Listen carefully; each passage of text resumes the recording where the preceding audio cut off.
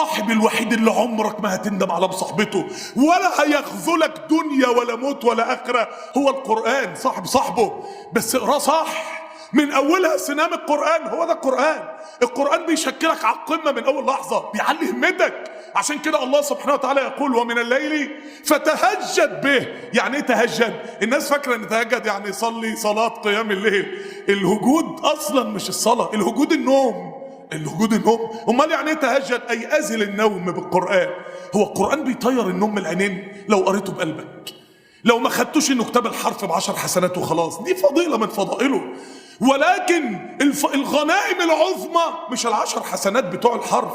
الغنائم العظمى ان القران يغير الهاردوير بتاعك، ان القران يعمل لك ريستارت، ان القرآن لما تعمل بوز لشهر رمضان وتقول وقف لله تعالى مغلق للتحسينات 30 يوم، الا لو طالب بقى ربنا ييسر لك الجمع. والحمد لله كم جمع يعني ناس ما بين الدراسة وما بين رمضان بقدر لحقت لك 5 ايام اخر الامتحانات اجري على الاعتكاف، لحقت يوم اجري على الاعتكاف، مش مهم. سلم نفسك للقرآن في رمضان. لا تتخيل ماذا سيفعل القرآن بصاحبه. القرآن يصنع قلبك، قلوب صنعها القرآن.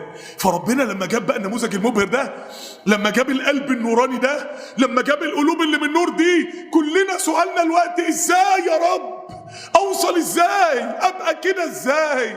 فتيجي الكلمة المباركة يوقد من شجرة مباركة. شفت النور ده كله؟ الوقود بتاعه اللي ماشيه القرآن اللي هو الشجرة المباركة.